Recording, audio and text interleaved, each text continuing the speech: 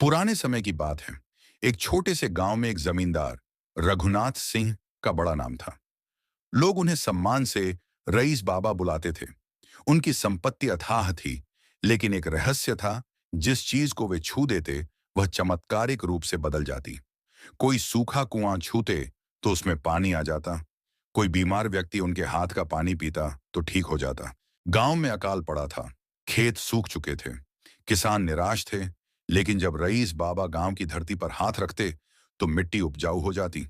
लोग इसे भगवान का वरदान मानते थे। गांव के कुछ लोग इस चमत्कार को लेकर संदेह में थे। एक युवक शंकर मानता था कि यह सब सिर्फ संयोग है। उसने तय किया कि वह जमींदार की सच्चाई सामने लाएगा। शंकर ने एक दिन छिपकर देखा कि रईस बाबा एक पुरानी गुफा में जाते हैं। वहां उन्होंने देखा कि बाबा एक रहस्यमयी ग्रंथ से कुछ पढ़ रहे थे। अचानक एक आवाज आई, तुमने रहस्य जान लिया। अब यह शक्ति तुम्हारी हो सकती है, परंतु इसकी कीमत है। शंकर ने लालच में ग्रंथ छू लिया।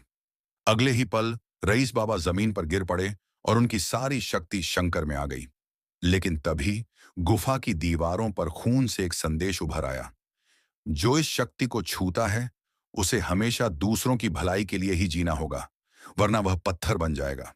शंकर डर गया, लेकिन अब उसके पास कोई चारा नहीं था। वह गांव लौटा और लोगों की मदद करने लगा। लेकिन जैसे ही उसने इस शक्ति का इस्तेमाल अपने लिए करना चाहा, वह पत्थर में बदल गया। इस कहानी का निष्कर्ष यह है, सच्ची शक्ति वही होती है जो निस्वार्थ भाव से दूसरों की सेवा में लगे, वरना वह अभिशाप बन जाती है।